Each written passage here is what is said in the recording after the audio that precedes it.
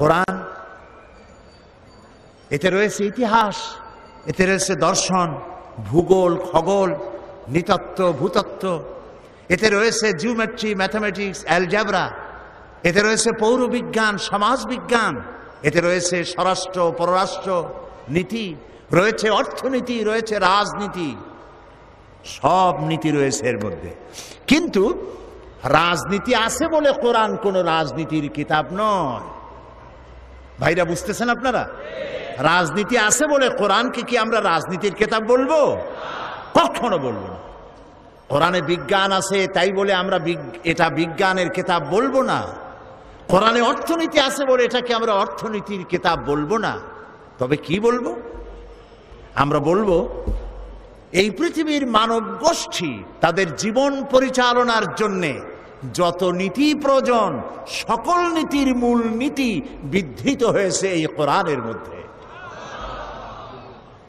সব আছে, আল্লাহ তাআলা সব কথা খুলে খুলে বয়ান করে দিয়েছেন। এখন এই যে কোরআন আমরা পেয়েছি আল্লাহর কাছ থেকে, আল্লাহ তাআলা আমাদের দিয়েছেন, এই কোরআন শুধু নামাজ রোজার কথা বলেনি। কোরআন শরীফ ৬৬৬৬টি আয়াত বলা হয় কম বেশি। এই ৬৬৬৬টি আয়াতের মধ্যে মাত্র ৫৫০ আয়াত হচ্ছে হুকমে শরঈ। বলুন তো কি মানে? আদেশ নিষেধ, শরীয়তের বিধান সংক্রান্ত আয়াতের সংখ্যা ৫৫০। একটু ভাবুন, একটু চিন্তা করেন, মজা পাবেন। তো ৬৫০০ আয়াতের মধ্যে যদি ৫৫০ আয়াত হয় আদেশ আর নিষেধ, বাকি আয়াতগুলি কি তা কি কখনো চিন্তা করার অবকাশ হয়েছে আমাদের? মাথায় কি চিন্তা আসছে? কখনো আসে নাই। কপাল আমাদের এমনি এমনি পড়ে নাই। ইরাকের ভাগ্য এমনি এমনি নষ্ট হয় নাই। Palestine, Kashmir, Chechnya, Bosnia, Somalia, Eritrea, আলজেরিয়ার ভাগ্য এমনি এমনি নষ্ট হয় নাই। নষ্ট হয়েছে আমাদের কারণে। কাদের কারণে? আমাদের কারণে। আমরা কোরআনের কাছের থেকে যখন যাই চোখ বুজে যাই। এক ফকির, সে নাকি বলেছিল, কোন জাতের ফকির জানি না, সে তার স্রষ্টার কাছে বলেছিল, স্রষ্টা আমি তো গরিব ফকির, তোমায় তো সব কিছুই দিতে পারো, তা আমাকে যদি তুমি একটু ধনসম্পদ দিতে, যা দিয়ে আমি জীবনে খয়রাত না করে পারি, ভিক্ষা না করে পারি, এরকম যদি একটু কিছু দিতা। তার দোয়া মঞ্জুর হয়ে গেল। এখন তার জন্য স্রষ্টা ব্যবস্থা একটা করলেন।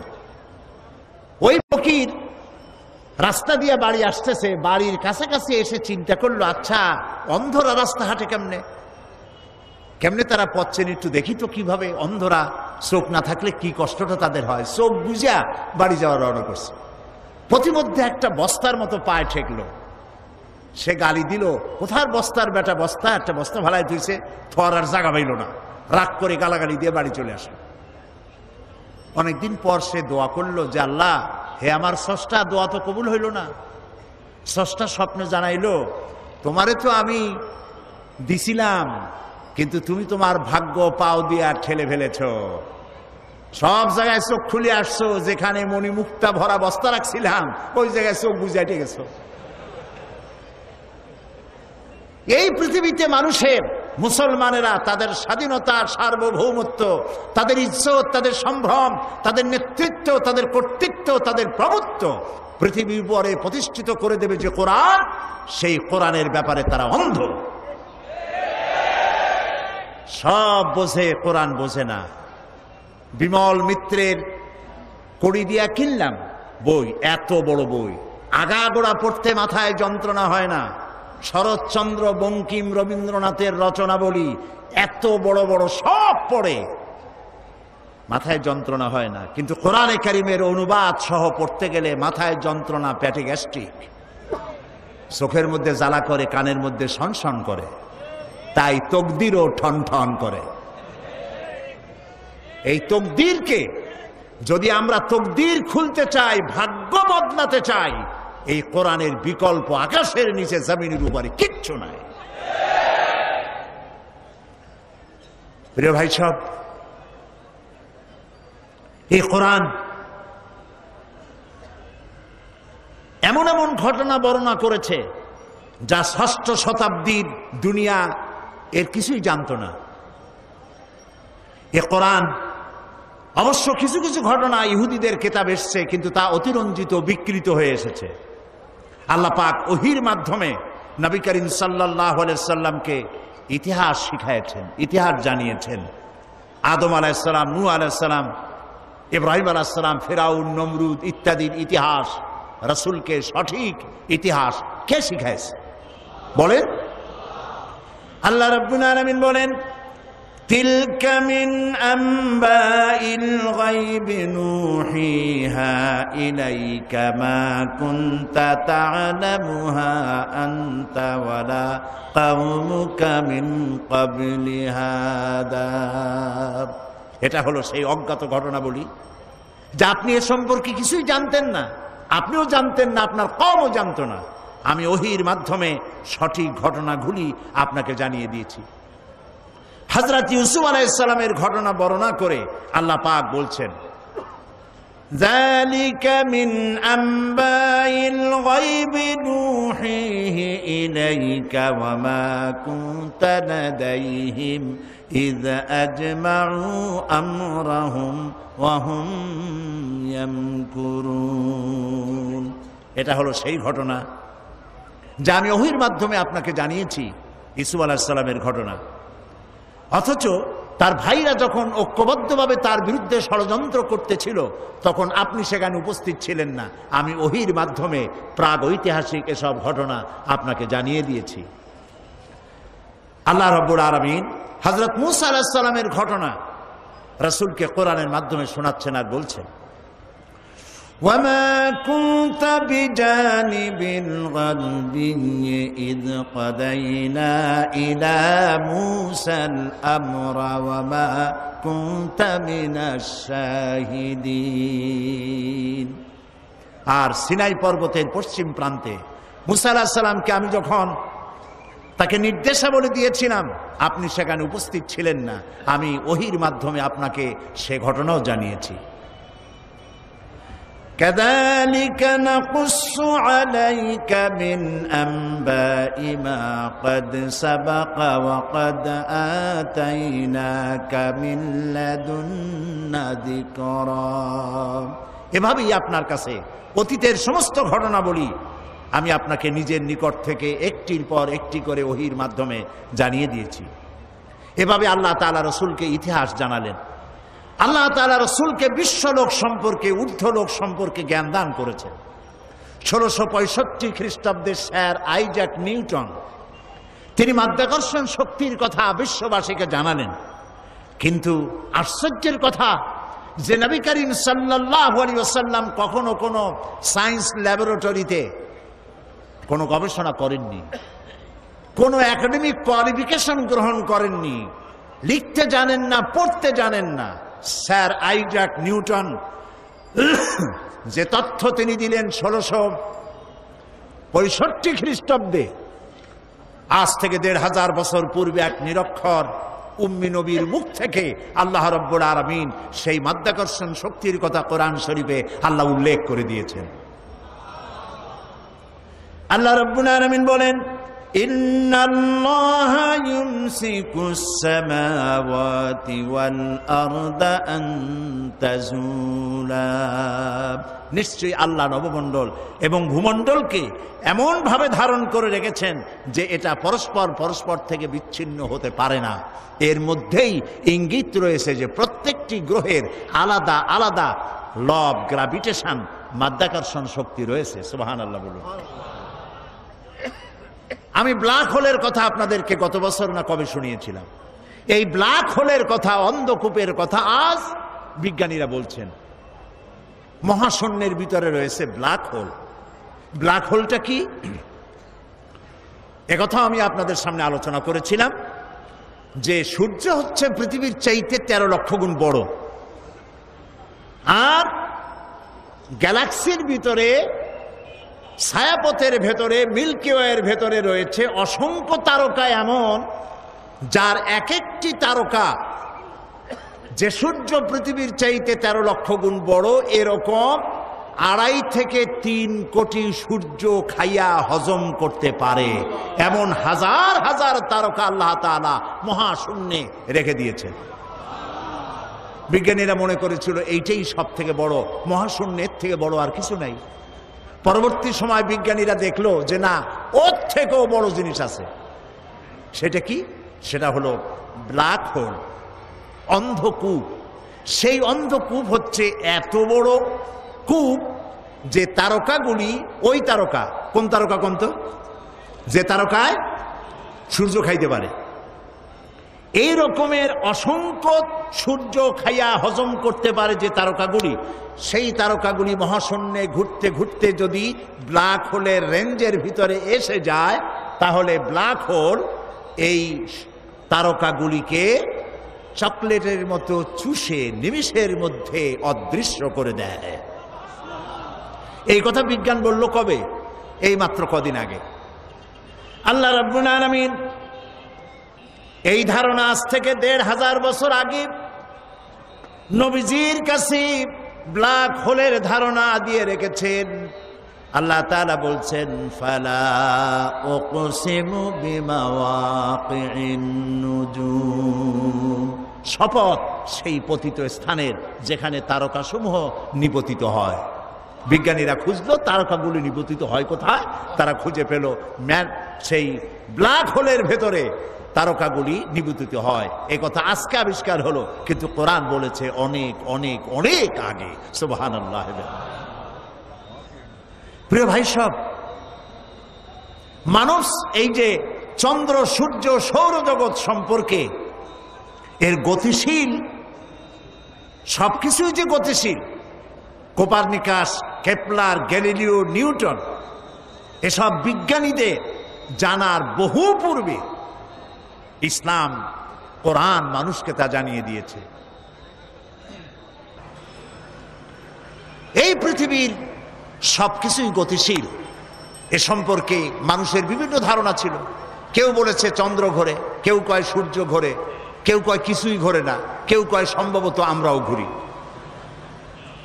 কিন্তু মূল কথাটা কি, ঘোরে কে, এ বিষয়ে ফাইনাল সিদ্ধান্ত কে দিতে পারবেন বলেন তো সবাই? আল্লাহ রাব্বুল আলামিন দুনিয়াবাসীকে আজ থেকে 1500 বছর আগে সবকিছুই যে গতিশীল সে সম্পর্কে আল্লাহ পাক জানায় দিলেন, লাশ-শামসু ইয়ানবাগি লাহা আন তুদরিকাল কমারা ওয়ালাল লাইলু সাবিকুন নাহার ওয়া কুল্লুন ফি ফালাকি ইয়াসবাহুন।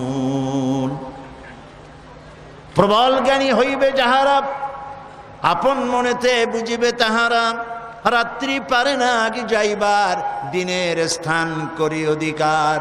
চন্দ্র বাঁধে না সূর্যের গায়েতে, সূর্য পারে না চন্দ্রকে ধরিতে, যার যে স্থান বহাল রাখিয়া ভ্রমণ করিছে খোদাকে ডরিয়া।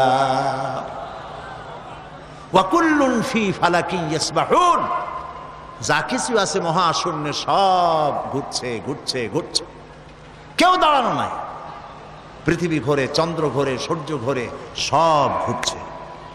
এই তথ্য আল্লাহ তাআলা দিয়েছে।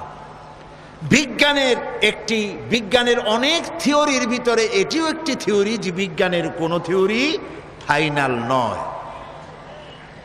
আজকে এক বিজ্ঞানী এক কথা বললো, কালকে আরেকজন আসে থাপ্পড় মেরে তারটা উড়াই দিয়ে নিজেরটা এস্টাবলিশ করত, ঠিক না? কিন্তু কোরআন শরীফের ব্যাপারে কোরআনে বর্ণিত বিজ্ঞানের এই তত্ত্বটি ভুল, এই কথা বলার মতো হিম্মত পৃথিবীতে কারো আজও হয়েছে?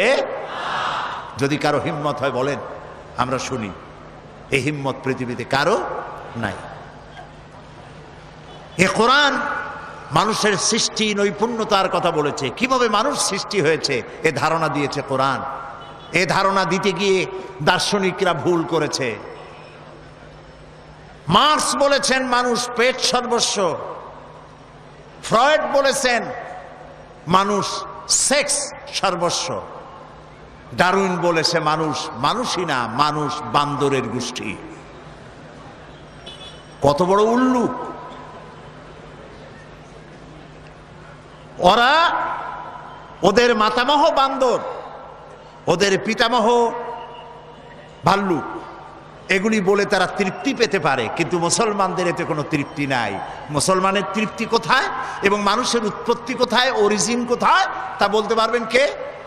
ডারউইনের 14 গোষ্ঠীও বলতে পারবে না। কে পারবে?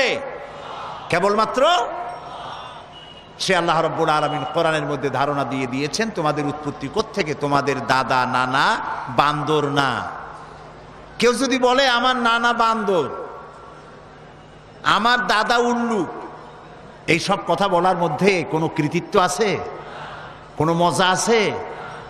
কোনো মর্যাদা আছে? আল্লাহ তাআলা শিখিয়ে দিয়েছে আমরা আদম থেকে, আমরা বান্দর থেকে না, আমরা আদম থেকে, আর আদম মাটি থেকে। সুবহানাল্লাহ, বলেন সুবহানাল্লাহ। প্রিয় ভাই সব, কোরআন এসব কথায় বৈজ্ঞানিক তত্ত্বগুলি আল্লাহ তাআলা কোরআনের মধ্যে স্পষ্ট করে মানব গোষ্ঠীকে জানিয়ে দিয়েছে।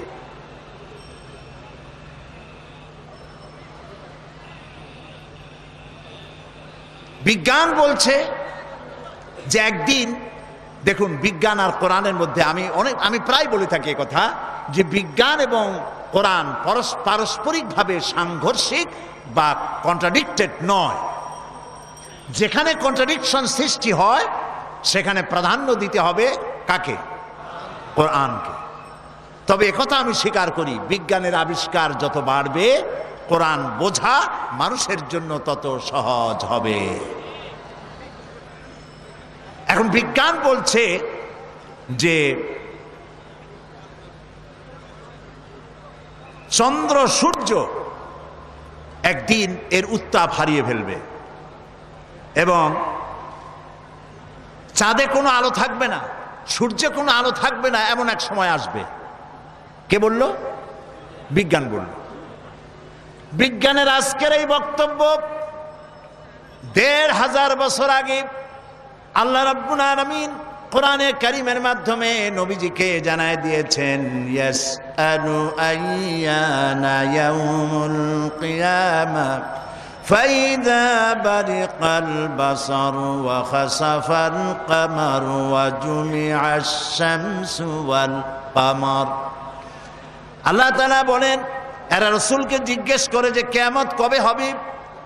আল্লাহ তাআলা বলেন, নবীজি আপনি বলে দেন যেদিন মানুষ তার দৃষ্টি শক্তি ঝলসে যাবে আর চাঁদে কোনো আলো থাকবে না, সূর্যেরও একই অবস্থা হয়ে যাবে। চাঁদ এবং সূর্যের আলো থাকবে না, এই কথা আজকে বলতেছে বিজ্ঞানীরা, কিন্তু আল্লাহ তাআলা 1500 বছর আগে কোরআনে কথা বলে রেখেছেন। ইযাস শামসু কুবিরাত ওয়া ইযান নুজুমুন কাদারাত ওয়া ইযাল জিবালু সুজ্জিরাত। যেদিন সূর্যে কোনো আলো থাকবে না, নক্ষত্রগুলো স্থানচ্যুত হয়ে যাবে আর পাহাড়গুলো সরে যাবে।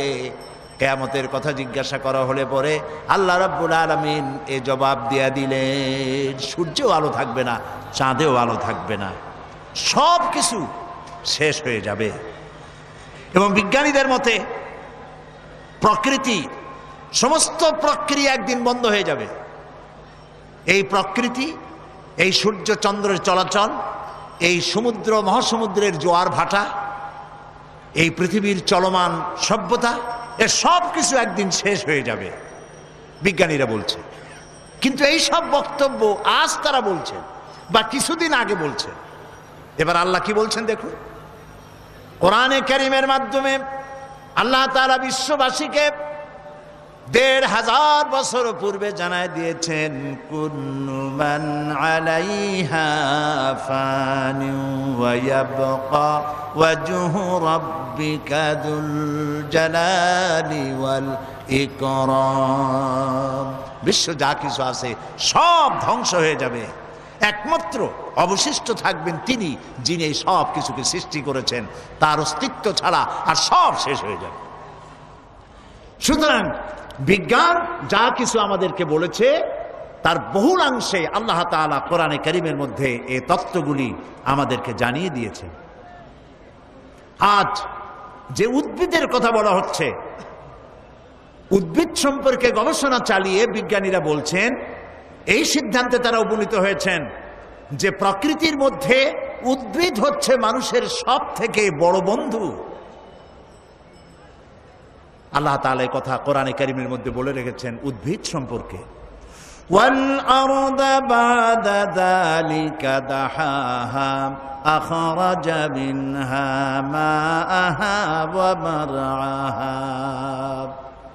আল্লাহ তাআলা অতঃপর তিনি জমিনকে বিস্তার করে দিয়েছেন এবং এর দ্বারা তিনি উদ্ভিদ উদ্গত করে দিয়েছেন। গাছের চারা হলো এই যে গাছগুলি, গাছ আমাদের বন্ধু। গাছ আমাদের কি বলেন সবাই? গাছ আমাদের বন্ধু। আমাদের বন্ধু, সেই জন্য এদের প্রাণ সংহার করি আমরা চোখ বুঝিয়া। গাছ আমাদের বন্ধু। সারাদিন সারা রাত অহরহ পৃথিবীর মানুষ এবং প্রাণী জগৎ বাতাস থেকে বিশুদ্ধ অক্সিজেন গ্রহণ করে, আর নাক থেকে সবগুলিকে কার্বন ডাই অক্সাইড করে বের করে দেয়। পরিবেশ নষ্ট হয়ে যায়, বিষাক্ত হয়ে যায়। এই বিষাক্ত পরিবেশকে পরিশুদ্ধ করার জন্য পৃথিবীর মানুষের কোনো ফ্যাক্টরি নাই, কলকারখানা নাই। আল্লাহ তাআলা গাছ বানিয়েছেন। এই গাছ গুল্মলতা, তৃণলতার রং হলো সবুজ, আর এই সবুজের কাজ হচ্ছে, এই সবুজের খাদ্য হলো আমাদের জন্য যেটা বিষ, সবুজের জন্য সেটা খাদ্য। আমাদের ছেড়ে দেওয়া কার্বন ডাই অক্সাইড তারা গ্রহণ করে, এবং সূর্যের উত্তাপ, সূর্যের আলো আর গ্রিন রং দুটোতে মিলে এক প্রকারের রন্ধন ক্রিয়ার মধ্য দিয়ে সারা রাত বসে এটাকে তারা আবার অক্সিজেন বানায়া শূন্যের ভিতরে ছেড়ে দেয়, যা দিয়ে জগৎবাসী বেঁচে থাকে। সুবহানাল্লাহ। এই জন্য আপনি প্রয়োজনে তো গাছের পাতা ছিঁড়বেন, কিন্তু বিনা প্রয়োজনে আপনি প্রয়োজনে গাছ কাটবেন, বিনা প্রয়োজনের গাছের পাতাও ছিঁড়বেন না, কারণ গাছের পাতাগুলি আল্লাহর জিকির করে। মুসলিম শরীফের হাদিসে এসেছে, কেউ যদি একটি গাছ লাগায় সৎ নিয়ত করে, ওই গাছের ফল যত প্রাণীতে খাবে, যত পাখিতে খাবে, মানুষের আশ্রয় নিবে, মানুষের উপকৃত হবে, সদকায়ে জারিয়ার এই সব কিয়ামত পর্যন্ত বৃক্ষ যে লাগিয়েছিল তার আমলনামায় লেখা হবে। সুতরাং গাছ কাটবেন বেশি না লাগাবেন বেশি? বলেন কি করবেন? বেশি বেশি করে লাগাবেন, বেশি করে লাগাবেন। নবী করিম সাল্লাল্লাহু আলাইহি ওয়াসাল্লাম যখন যুদ্ধে যেতেন তখন কয়েকটি কথা সাহাবায়ে কেরামদেরকে শুনিয়ে দিতেন। এক নম্বরে বলতেন, অসুস্থ, বৃদ্ধ, নারী, শিশু এই লোকদের উপরে হস্তক্ষেপ করবে না, অত্যাচার করবে না। দু নম্বরে বলতেন, কোন ফলদার বৃক্ষকে কর্তন করবে না, কোন ফলদার বৃক্ষ কাটবে না, নিষেধ করে দিতেন। সুতরাং গাছ, উদ্ভিদ যে আমাদের বন্ধু, একথা আজকে নতুন আমরা শুনতেছি, কিন্তু কোরআন হাদিসে সব কথা বলে রেখেছে অনেক অনেক আগে। আমি আপনাদেরকে বুঝাতে চেষ্টা করেছি যে কোরআনে কারীম আল্লাহ রাব্বুল আলামিন নাজিল করেছেন পৃথিবীর সমস্ত মানুষের কল্যাণের জন্য। এর মধ্যে রয়েছে বিজ্ঞান, রয়েছে অর্থনীতি, রয়েছে দর্শন, রয়েছে রাজনীতি, সব আছে।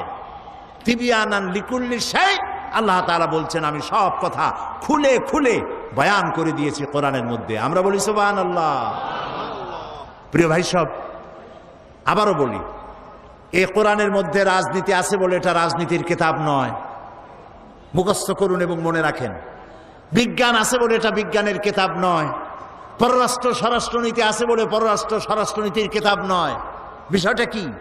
বিষয়টা হচ্ছে আমার জীবন আপনার জীবন, আমার ব্যক্তি আপনার ব্যক্তি, পরিবার, সমাজ, রাষ্ট্র তথা বিশ্বকে পরিচালনা করার জন্য যত নীতিমালা প্রয়োজন, সমস্ত নীতিমালার মূল নীতি যে কিতাবে লেখা হয়েছে সেই কিতাবের নাম বলেন সুবহানাল্লাহ। এই জন্য একজন মুসলমানকে তাই কোরআনের পূর্ণাঙ্গ অনুসারী হতে হবে। কোন একজন মুসলমান কোন অবস্থাতেই ধর্ম নিরপেক্ষ হতে, পারবে না। এই বিষয়টি খুবই গুরুত্বপূর্ণ। এখন যে বিষয়টির কথা আমি বলবো এটি খুবই গুরুত্বপূর্ণ। শুনতে চান না চান না? প্রিয় ভাই, সব শুনতে হবে, তাহলে কাজে লাগবে। যদি শুনি আর বুঝি কাজে লাগবে। বলেন আলহামদুলিল্লাহ। এই ধর্মনিরপেক্ষ মতবাদের কথা গত বছর আমি এখানে বলেছি। আমি 1997 সনে পার্লামেন্টে তদানীন্তন প্রধানমন্ত্রীর সামনে ধর্মনিরপেক্ষ মতবাদের ব্যাখ্যা আলোচনা করেছি। আপনারা রেডিও, টেলিভিশন, পত্রপত্রিকায় অবশ্যই তা দেখতে পেয়েছেন। এবং এটি আমাদেরকে জানতে হবে, বুঝতে হবে। একজন মুসলমান কোন অবস্থায় ধর্মনিরপেক্ষ মতবাদের অনুসারী হতে পারে না। কেন পারে না? কেন পারে না সেই জন্য জানতে হবে ধর্মনিরপেক্ষ মতবাদের ইতিহাস। ধর্মনিরপেক্ষ মতবাদ তৈরি হয়েছে মধ্যযুগীয় ইউরোপ সভ্যতায়। কাগজ কলম থাকলে নোট নেন, আর না থাকলে ব্রেনে, মেমোরিতে তুলে রাখুন, তাহলে আরেকজনের কথার জবাব দিতে পারবেন। মধ্যযুগীয় ইউরোপ সভ্যতায় তখন চলতেছিল চার্চ দিয়ে পাদ্রীরা ধর্মের নামে রাজ্য চালাতো। শুনতেছেন কথা আপনারা? ধর্মের নামে রাষ্ট্র চালাতো।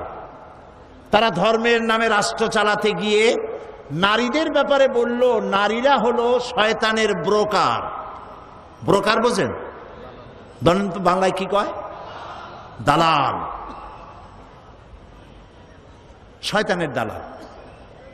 তার মানে তিনি বেহেশতের ভিতরে হযরতে হাওয়া, তাদের ধারণায় নাউজুবিল্লাহ, তিনি হযরত আদম আলাইহিস সালামের কাছে শয়তানের পক্ষ থেকে দালালি করে নিষিদ্ধ ফল, নিষিদ্ধ বৃক্ষের কাছে নিতে এবং নিষিদ্ধ ফল ভক্ষণ করতে বাধ্য করেছিল। তাই স্বর্গচ্যুতি ঘটেছে, নইলে আমরা স্বর্গেই থাকতাম। এই জন্য নারীরা হলো শয়তানের কি? দালাল। নারীদেরকে শুধু ভোগ করো, তাদেরকে কোনো ক্রমে জমি জমার উত্তরাধিকার দিও না। তারা ভোগের সামগ্রী, তারা ভোট দিতে পারবে না, জমি জমা বেচা কিনা করতে পারবে না। নারীদেরকে তারা ভোগের সামগ্রী বানিয়েছিল। ইতিহাস মনে রাখুন। নারীরা ছিল নির্যাতিতা, অধিকার বঞ্চিতা। সেই সময় চার্চ দিয়ে যারা স্টেট চালাতো, তারা শিক্ষিত লোকের উপরে, বিজ্ঞানীদের উপরে অত্যাচার করত। শিক্ষিত লোক যাতে মাথা চাড়া দিয়ে উঠতে না পারে সেজন্য শিক্ষার প্রতি মানুষকে নিরুৎসাহিত করত। গ্যালিলিওর মতো একজন বিশ্ববিখ্যাত বিজ্ঞানীকে একটি সত্য প্রকাশ করার কারণে তাকে বিষ পান করাইয়া হত্যা করেছিল। সেই সময় শুরু হয়ে গেল বিজ্ঞান মনস্ক মানুষ আর চার্চের পাদ্রী, দুই দলের মধ্যে সংঘর্ষ শুরু হলো। এই দেশে আমরা ধর্ম দিয়ে রাষ্ট্র চালাতে দেব না, ধর্ম নিরপেক্ষ রাষ্ট্র হতে হবে। ধর্ম আর রাজনীতি একসাথে চলতে পারে না। এটা শুরু হলো। কোথায় শুরু হলো কন্ত? মধ্যযুগীয় ইউরোপে।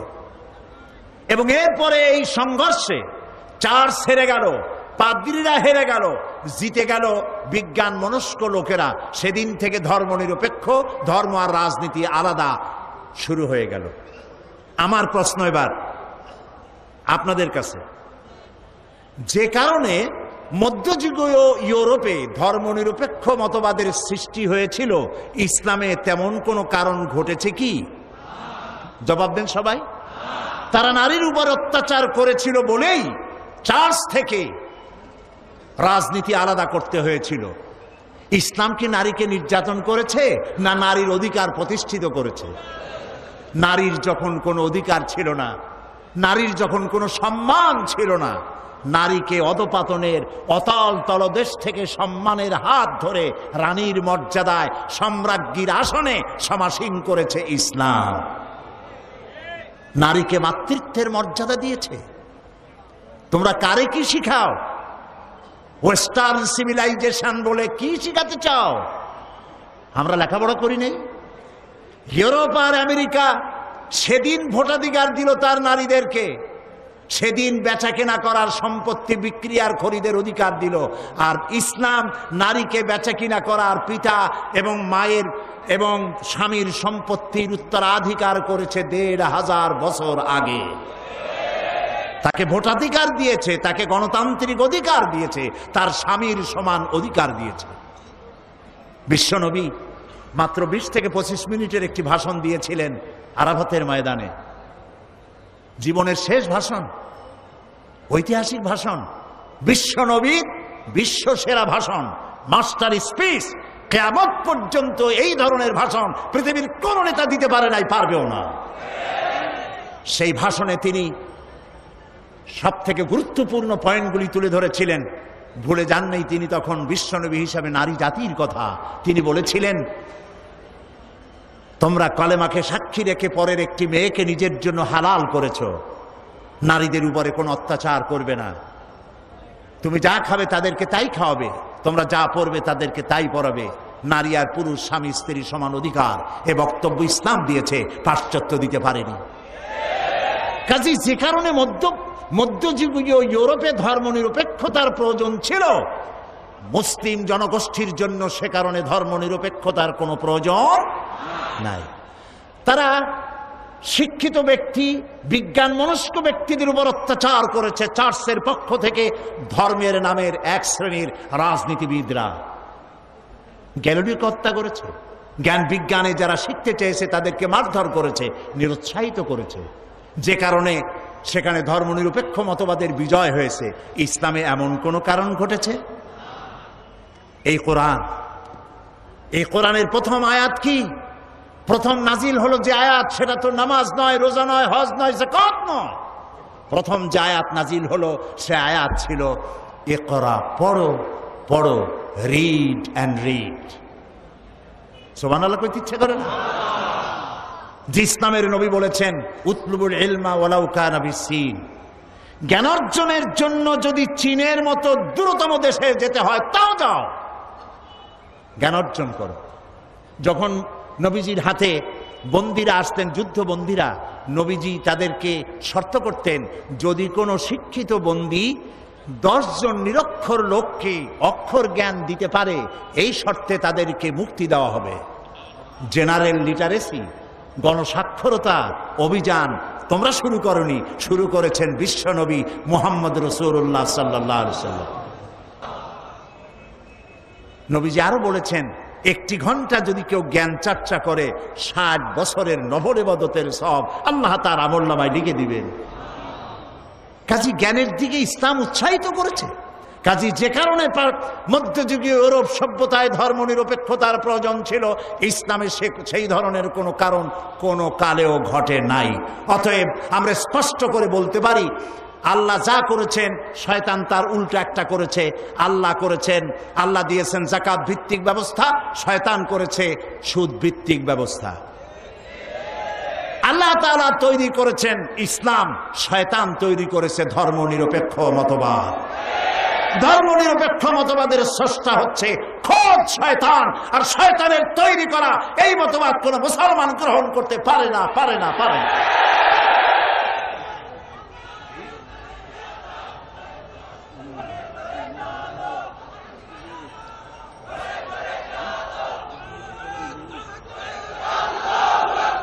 প্রিয় ভাই সব, ধর্মনিরপেক্ষবাদীরা, খারাপ লাগতেছে আপনাদের? আমি জানি খারাপ লাগবে না, কারণ আমরা হেদায়েত নিতে আসছি। অযৌক্তিক কথা বলবো, সেদিন আপনারা আমাকে বিদায় সালাম দিয়ে দেবেন, বলবেন চিরাময় আর আসবেন না। কোরআন হাদিসের বাইরে কথা বলবো না ইনশাআল্লাহ। এবং আমার পেছনে যারা বসে আছেন, বড় বড় আলেমরা বসে আছেন, এবং আমার সামনে যারা বসে আছেন, বহু আলেম সামনেও বসে আছেন, আলহামদুলিল্লাহ বলেন। চট্টগ্রাম তাফসিরের মাহফিল গতকালকের মতো আজও শোনাতে চাই। চট্টগ্রাম তাফসিরের মাহফিল সারা পৃথিবীর মধ্যে কোরআনের তাফসিরের সর্বশ্রেষ্ঠ মাহফিল, সর্ববৃহৎ মাহফিল। কোরআন শরীফের তাফসিরের এত বড় মাহফিল পৃথিবীর কোথাও হয় না। এখানে যে কথা বলা হয় সব কথা রেকর্ড হয়ে সারা দুনিয়ায় ছড়ায় যায়। আমি আজকে এই কথা এই জন্য আনলাম, আমি এসে দেখতে পেলাম এখানের একটি পত্রিকায় এক ব্যক্তি তিনি ধর্মনিরপেক্ষতার ব্যাপারে আমাকে আক্রমণ করে কিছু কথা লিখেছেন। আমি তার নাম নিতে চাই না, আমি তার জন্য দোয়া করি। তার নাম মুসলমান দেখলাম, আল্লাহ তাআলা তাকে হেদায়েত দিন, আমরা বলি আমিন। কই তিনি আমার প্রতিবাদ করলেন, কিন্তু হুমায়ুন আজাদ নামের এক পশু ইত্তেফাক পত্রিকায় কোরআনকে, ইসলামকে যেভাবে আক্রমণ করলো, মুসলমানের গায়ে রক্ত যদি শরীরে থাকে প্রত্যেকটি মুসলমানের প্রতিবাদ করতে বাধ্য। আজ ঢাকা বিশ্ববিদ্যালয় মুসলমান দেশের বিশ্ববিদ্যালয় এমন কুলাঙ্গার কেমনে চাকরি করে আল্লাহ ভালো জানেন। এমন শয়তানের চাকরি থাকা উচিত নয়। এটা মুসলমান তো নয়, মানুষ নয়, শয়তান।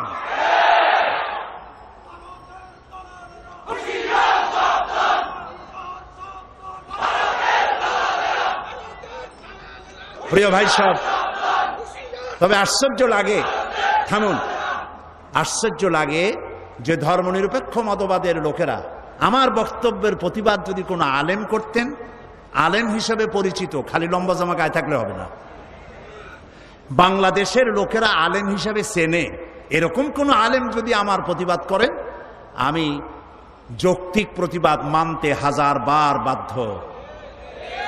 আমার ভুল আমাকে ধরিয়ে দিলে আমি সে ভুল সংশোধন করব না, এমন ভুল আমি জীবনেও করব না। বরং আমার কাছে আমার বন্ধু তো সেই ব্যক্তি যে ব্যক্তি আমার ভুল আমাকে শুধরে দেয়, আমি তার জন্য দোয়া করি। আমি মানুষ, আমার ভুল তো হতেই পারে, কিন্তু আমি আদর্শগত কথা, কোরআন হাদিসের কথা যা বলি আমি হিসাব করে বলি, পড়াশোনা করেই বলি। প্রিয় ভাই সব, ধর্মনিরপেক্ষবাদীরা মানুষকে বোকা বানায় ধোঁকা দিয়ে। তারা বলতে চায় ধর্মনিরপেক্ষতার অর্থ ধর্মহীনতা নয়। আমি ধর্মনিরপেক্ষতার ইংরেজি কি বলুন তো? সেকুলারিজম। এখন চলুন, ইংরেজি ভাষায় বিশ্ববিখ্যাত ডিকশনারির নাম হলো random house dictionary of English language. এটা হলো পৃথিবীর সর্বশ্রেষ্ঠ ইংলিশ ডিকশনারি। আমরা দেখি সেকুলারিজমের অর্থ তারা কি করেছে। এই বইতে সেকুলারিজমের তারা তিনটি সংজ্ঞা দিয়েছে। Number 1, not regarded as religious or spiritually sacred। এর অর্থ হলো যা ধর্মীয় বা আধ্যাত্মিকভাবে পবিত্র বলে বিবেচিত নয়, এটা হলো সেকুলারিজমের অর্থ। Number 2, not pertaining to or connected with any religion। এর অর্থ হচ্ছে যা কোনো ধর্মের সাথে সম্পর্কিত নয়। সেকুলারিজমের তৃতীয় সংজ্ঞা number 3, not belonging to a religious order। যা কোনো ধর্ম বিশ্বাসের সাথে সম্পর্কিত নয় তাকেই সেকুলারিজম বলা হয়। এছাড়া এনসাইক্লোপিডিয়া ব্রিটানিকা এবং অক্সফোর্ড ডিকশনারিতে লেখা হয়েছে ধর্মনিরপেক্ষতার অর্থই হলো ধর্মবিরোধিতা এবং ধর্মহীনতা। ধর্মনিরপেক্ষবাদীরা বলে যে কোরআন শরীফে ধর্মনিরপেক্ষতার দলিল আছে। কোথায় আছে? তাদের নেতা নেত্রীরা যখন এসব কথা বলে, অনুসারীরা চিন্তা করে, মাশাআল্লাহ, আমাদের নেত্রী তো কোরআন হাদিসও পড়ে। সাংঘাতিক, চোখ ছানা বড় হয়ে যায়। তারা বলে লা ইকরাহা ফিদ্দীন, মৌলবীরা জানে না, খালি ধর্মনিরপেক্ষতার বিরুদ্ধে কথা কয়, অথচ কোরআন বলছে লা ইকরাহা ফিদ্দীন। মানুষের ধর্মের মধ্যে বাড়াবাড়ি নেই, ধর্মের মধ্যে বাড়াবাড়ি নাই, অর্থ এটাই, লা ইকরাহা ফিদ্দীন। কিন্তু আয়াত নাজিল হয়েছে কখন, কি উদ্দেশ্যে? এর অর্থ হচ্ছে এই যে জবরদস্তি করে কোনো অমুসলিমকে মুসলমান বানানো যাবে না। এমনকি সূরা আনফালে বলা হয়েছে যুদ্ধ চলাকালীন সময় যদি কোনো অমুসলিম ইসলামকে জানার জন্য মুসলমানদের তাঁবুতে আসে, তাহলে তাকে তুমি ইসলাম বুঝাও। যদি সে ইসলাম বোঝে তো ভালো কথা, ইসলাম কবুল করুক। আর যদি না বোঝে, কোনো আঘাত করবে না, নিরাপদে তার ডেরায় পৌঁছে দাও, তারপরে যুদ্ধের আগে নয়। এ কথা তো বলা হয় নাই যে তোমার কাছে ইসলাম জানতে আসলো, অথবা যারাই তোমার কাছে আসলো ঘেঁটি পাড়ায় ধরিয়ে মুসলমান বানায় দাও। আছে এরকম কথা? লা ইকরাহা ফিদ্দীন, ধর্মের মধ্যে কোনো বাড়াবাড়ি নাই। এইটারে তারা বলে নিয়েছে যে ধর্মের মধ্যে বাড়াবাড়ি নাই, মানে হলো যার যার ধর্ম তার কাছে নামাজ রোজা করা, আমার ইচ্ছা করলে করলাম, না করলে না করলাম, শ্বশুর বাড়ি না মামু বাড়ির আবদার। আরেকটি তারা দলিল বলেন, সেটা হচ্ছে কন্ত, সেটা কি? ও মাশাআল্লাহ, আপনাদের তো তাও মুখস্থ। ওদের সব থেকে মজবুত দলিল লাকুম দীনুকুম ওয়ালিয়া দিন, এটা হলো ধর্মনিরপেক্ষতার আয়াত। নাউযু বিল্লাহ, আল্লাহর কালাম বোঝেন না এটা স্বীকার করেন, আল্লাহর কালাম পড়েন না এটা স্বীকার করেন। কোরআন শরীফের প্রতিটি সূরা নাজিলের একটা প্রেক্ষাপট আছে, তাকে আরবিতে কি বলা হয়? শানে নজরুল। আপনি যে আয়াতটা পড়লেন লাকুম দীনুকুম ওয়ালিয়া দিন, এটি কোন সূরা? সূরা কাফির। এটা নাজিলের প্রেক্ষাপট কি? নাজিলের প্রেক্ষাপট হলো কাফেরেরা মুহাম্মদ সাল্লাল্লাহু আলাইহি সাল্লামকে বলেছিল যে ইয়া মুহাম্মদ সাল্লাল্লাহু আলাইহি সাল্লাম বলবেন না, তা আমার বলে দিতে হয় কেন? যখনই নাম শুনবেন আর বলবেন সাথে সাথে বলবেন সাল্লাল্লাহু আলাইহি সাল্লাম। আসুন আমরা ভাগ করে নিই ধর্মকে। আমাদের মধ্যে ধর্ম নিয়ে তো একটুখানি টাগ অফ অর হচ্ছে, কাশমাকাশ হচ্ছে। আসুন আমরা এক কাজ করি। কি কাজ? বলে আমরা কোরাইশরা কিছুদিন আপনার মসজিদে গিয়ে আপনার আল্লাহরে দুই একটা সেজদা দিয়ে আসবো, আর আপনি আপনার দলবল নিয়ে মাঝে মধ্যে আমাদের মূর্তিগুলার সামনে প্রণাম করে যাবেন। এভাবে আমরা ধর্ম ভাগাভাগি করে নেব। এটি হচ্ছে প্রেক্ষাপট। এই প্রেক্ষাপটে আল্লাহ তাআলা সূরা নাজিল করলেন, কুল ইয়া আইয়ুহাল কাফিরুন লা আ'বুদু মা তা'বুদুন। বলুন হে কাফেরেরা, তোমরা যার ইবাদত করো আমরা তার ইবাদত করি না, আবার আমরা যার ইবাদত করি তোমরা তার ইবাদত করো না। অতএব শেষ দিকে গিয়ে আল্লাহ তাআলা কনক্লুশন, শেষ কথা গিয়ে বললেন লাকুম দীনুকুম ওয়ালিয়া দীন। অতএব তোমাদের ধর্ম তোমাদের জন্য, লাকুম দীনুকুম, তোমাদের ধর্ম তোমাদের জন্য, তোমাদের দিন তোমাদের জন্য, আর আমাদের দিন আমাদের জন্য। এখানে কি নিরপেক্ষর কথা না পক্ষের কথা? একটু বিবেক সম্মত হয়ে বুঝে শুনে জবাব দেন। এই আয়াতের অর্থ কি দাঁড়ালো? ধর্মের পক্ষ না নিরপেক্ষ? ধর্মের পক্ষে। কাফেরেরা তোমরা তোমাদের ধর্মের পক্ষে থাকো, আমরা আমাদের ধর্মের পক্ষে থাকি। ধর্ম নিয়ে কোনো 50-50 ভাগ করা চলবে না। এটাই হলো মূল কথা। এখন এই ধর্ম নিরপেক্ষর কথা তারা বলেন যে আমাদের দেশে সুফি দরবেশরা তারা ধর্ম নিরপেক্ষ ছিলেন। নাউজুবিল্লাহ। কোন সুফি, কোন দরবেশ, কোন ওলি ধর্ম নিরপেক্ষ ছিলেন? প্রমাণ করুন। আল্লাহর নবী ধর্ম নিরপেক্ষ ছিলেন? আল্লাহ নিজেও কি ধর্ম নিরপেক্ষ?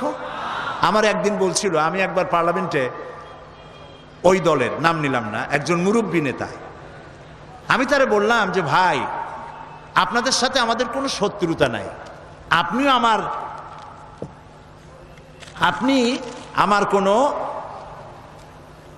ধানি জমিনে আমার পাকা ধানে মই দেন নেই, আর আমিও আপনার কোনো হালের গরু পিটিয়ে মারি নেই।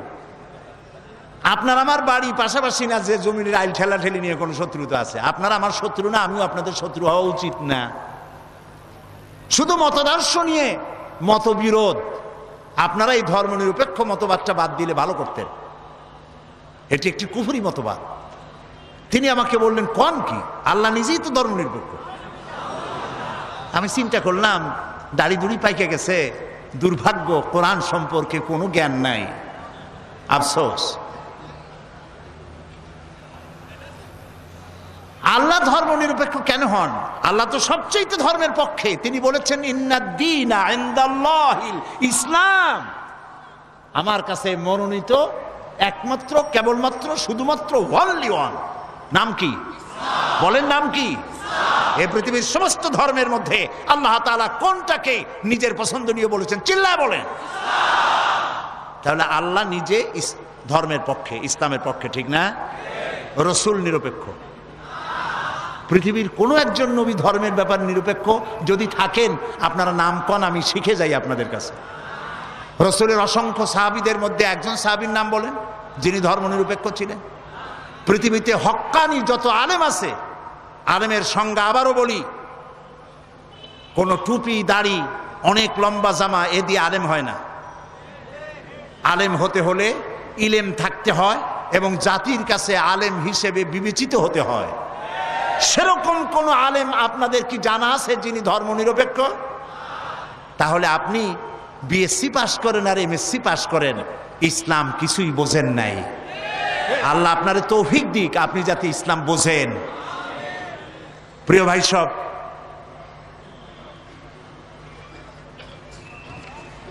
ধর্মনিরপেক্ষবাদী, ধর্মনিরপেক্ষ জিনিসটা কি? জিনিসটা হচ্ছে তারা ব্যক্তি জীবনে কোরআন হাদিস মানতে চায়। একটু লক্ষ্য করুন, এটা আমি শেষ করে আনতেছি। ব্যক্তি জীবনে হজ করবে, ব্যক্তি জীবনে নামাজ পড়বে, রোজা করবে, আল্লাহর কথা মানবে। কিন্তু আল্লাহ দোকানে যে আইন করেছেন, ওজনে কম দেওয়া যাবে না, খাদ্যে ভেজাল দেওয়া যাবে না, এটা মানবে না। আল্লাহ যে রাজনীতি করার ব্যাপারে কোরআন এবং হাদিসের আইন মানতে বলেছে, এটা তারা মানবে না। পার্লামেন্টে আল্লাহর আইন মানবে না, নির্বাচনে আল্লাহর আইন মানবে না, ক্যান্টনমেন্টে আল্লাহর আইন মানবে না, অফিস আদালতে আল্লাহর আইন মানবে না। তাই তারা সুযোগ পাইলে ফতোয়া বন্ধ করে দেয়। বোঝেন না কথা? কথা বুঝে আসছে? তাহলে আর কিছু বলা লাগবে? এইটার নাম হলো ধর্মনিরপেক্ষ মতবাদ। জীবনের আপনি আচ্ছা আর একটা কথা চিন্তা করেন, আল্লাহ দরকার নাই বিশ্ববিদ্যালয়, কলেজে, ইউনিভার্সিটিতে আল্লাহর দরকার নাই, পার্লামেন্টে আল্লাহর দরকার নাই, সেক্রেটারিয়েটে আল্লাহর দরকার নাই, শিল্প কলকারখানায় আল্লাহর দরকার নাই, বঙ্গভবনে আল্লাহর দরকার নাই, কলকারখানায় খেতে খামারে আল্লাহর দরকার নাই, ব্যবসা বাণিজ্যে আল্লাহর দরকার নাই, নির্বাচনে আল্লাহর দরকার নাই। অতএব এই আল্লাহকে দিয়ে আমরা করবোটা কি? ওদের চিন্তা হচ্ছে, হে আল্লাহ, হে রসুল, তোমরা দুজনা মসজিদ, মাদ্রাসায়, খানকায় থাকো, আর আমাদের জীবনের বিস্তীর্ণ অঙ্গনে চিরস্থায়ী 144 তোমাদের জন্য, এর মধ্যে ঢুকতে পারবে না। নাউযুবিল্লাহ, নাউযুবিল্লাহ। এবার আল্লাহ কি বলছেন? এই ধরনের চিন্তা যাদের, যে নামাজ রোজা আল্লাহর কথা মতো, ধর্ম আর রাজনীতি আলাদা, এই চিন্তা যারা করে তাদের সম্পর্কে আল্লাহ কি বলেন দেখুন। আফাতুমিনুনা বিবাদিল কিতাবি ওয়া তাকফুরুনা বিবাদ ফামা জাযাউ মান ইয়াফআলু মিনকুম ইল্লা খিজিয়ুন ফিল হায়াতিদ দুনিয়া ওয়া ইয়াওমাল কিয়ামাতি ইউরাদ্দুনা ইলা আশাদ্দিল আযাব। আফাতুমিনুনা বিবাদিল কিতাব ওয়া তাকফুরুনা বিবাদ, তোমরা কোরআনের কিছু কথাকে স্বীকার করবে আর কিছুকে করবে অস্বীকার। যদি এটা হয় তাহলে দুনিয়ার জীবন হবে লাঞ্ছনার জীবন তোমাদের, আর কিয়ামতের দিন চূড়ান্ত কঠিন শাস্তি তোমাদের জন্য অপেক্ষা করছে। আল্লাহ তাআলা বলছেন, ইয়া আইয়ুহাল্লাযীনা আমানু আতিউল্লাহ ওয়া আতিউর রাসূল, হে বিশ্বাসীরা, তোমরা যারা ঈমান এনেছো, শোনো, আল্লাহ এবং রাসূলের আনুগত্য করো। কে বলতেছেন কোন তো? কি করতে বলতেছেন? আল্লাহ এবং রাসূলের কোন ক্ষেত্রে? জবাব দেন, কোন ক্ষেত্রে আনুগত্য করতে বলছে? যদি সকল ক্ষেত্রেই হয় তাহলে ধর্মনিরপেক্ষ মতবাদীরা কি জবাব দিবেন? প্রিয় ভাই সব, সুতরাং মুসলমান হয়ে যে ব্যক্তি ধর্মনিরপেক্ষ মতবাদের অনুসারী হয়, সে তার নিজের সাথে, নিজের ঈমানের সাথে প্রতারণা করে। এ ব্যক্তি মুসলমান হতে পারে না, অবশ্যই মুনাফিক। আল্লাহ তাআলা এই মুনাফিকি থেকে ধর্মনিরপেক্ষ মতবাদী লোকদেরকে ইসলামের দিকে পূর্ণাঙ্গভাবে সামিল হওয়ার তৌফিক দান করুন, আমরা বলি আমিন। এই জন্য খাঁটি মুসলমান হওয়ার জন্য এখন আমি সামান্য একটু ফর্মুলা দিয়েই মোনাজাত করে দেব। সেজন্য দাঁড়ানো ভাইয়েরা বসেন। এবার যারা দাঁড়ানো, আমি তো প্রায় আজকে 2 ঘন্টার মতো কথা বলেছি, আলহামদুলিল্লাহ। তো এত লম্বা কথা বলার মধ্যে একবারও কিন্তু বলি নাই বসেন। এইবার আদর করে, যত্ন করে, সম্মান জানিয়ে বলছি, মেহেরবানি করে বসুন। আর আমি জানি চিটাগাঙ্গের মানুষেরা দারুণ ভদ্র, এক কথা 2 বার বলা লাগে না। আলহামদুলিল্লাহ। একটু জিকির করেন, লা ইলাহা লা ইলাহা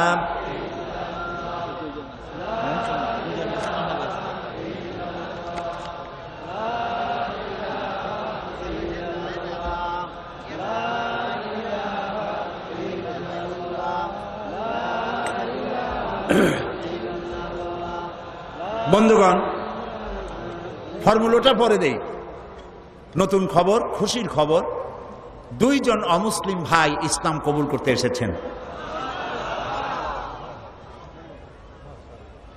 আমরা যদি ইসলামের কথাকে সার্বজনীন করে বলতে না পারতাম, তাহলে কি অমুসলিম ভাইরা এসে এখানে মুসলমান হইতেন?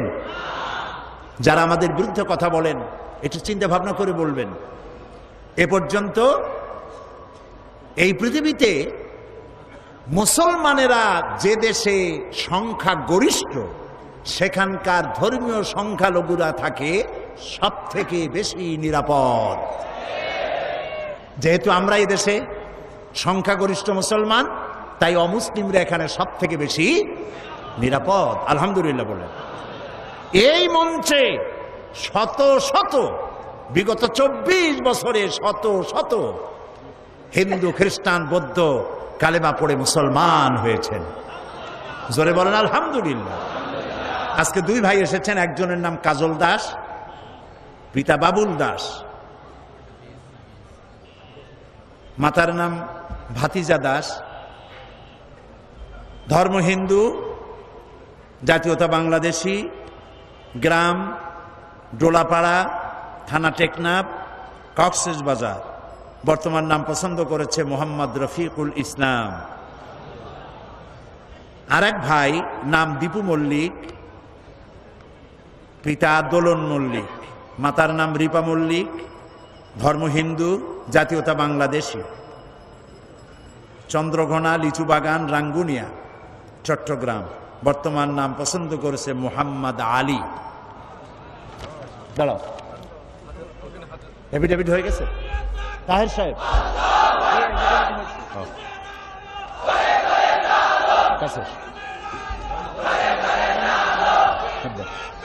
এরা আলহামদুলিল্লাহ, তারা এফিডেভিট করিয়ে এসছে। আলহামদুলিল্লাহ বলেন। সরকারি নিয়ম অনুযায়ী এফিডেভিট করে এসেছেন। বলো, লা ইলাহা ইল্লাল্লাহু মুহাম্মাদুর রাসূলুল্লাহ। আল্লাহ ছাড়া কোনো ইলাহ নাই, মাবুদ নাই। মুহাম্মদ সাল্লাল্লাহু আলাইহি ওয়াসাল্লাম আল্লাহর প্রেরিত রাসূল। আশহাদু আন লা ইলাহা ইল্লাল্লাহু ওয়াহদাহু লা শারীকা লাহু ওয়া আশহাদু আন্না মুহাম্মাদান আবদুহু ওয়া রাসূলুহু। আমি সাক্ষ্য দিচ্ছি আল্লাহ ছাড়া কোনো ইলাহ নাই, কোনো উপাস্য নাই, মাবুদ নাই। তিনি এক, তিনি একক, তার কোনো অংশীদার নাই। আমি আরো সাক্ষ্য দিচ্ছি মুহাম্মদ সাল্লাল্লাহু আলাইহি ওয়াসাল্লাম আল্লাহর বান্দা এবং তার প্রেরিত রাসূল। সকলকে বলো আসসালামু আলাইকুম। আমি যথারীতি প্রতি বছরের মতো এবারেও এই 2 নতুন ভাই, নিষ্পাপ 2 ভাই, যাদের আমল নামায় এখন কোনো গুনাহ নাই, রাসূলের হাদিস অনুযায়ী তাদের আমল নামায় এখন কোনো গুনাহ নাই।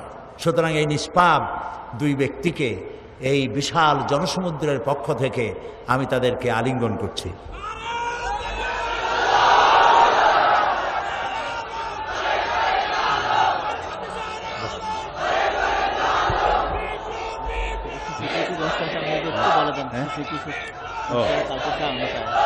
প্রিয় ভাই সব, মোনাজাত শুনলে করতে যাদের ইচ্ছে করে না, মাহফিলের মাঝখানে আল্লাহর রাস্তায় কেউ কাজকে বসবেন না।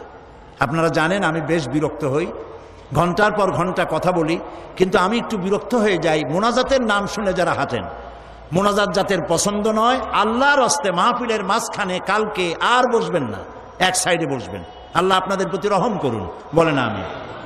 আগামীকাল কয়টার সময়? তাই আগামীকাল সকাল 9:30টায় এই প্যান্ডেলে শিশু কিশোরদের সমাবেশ হবে 25 বছর তাফসিরের পূর্তি উপলক্ষে। আলহামদুলিল্লাহ বলে। আমরা সবাই কম বেশি ইসলাম জানি, কিন্তু বাচ্চা ছেলেরা ইসলাম জানার এবং বিভিন্ন প্রশ্নের জবাব সব জায়গায় খুঁজে পায় না। এই জন্য আপনারা আপনাদের শিশুদের কয় বছর থেকে?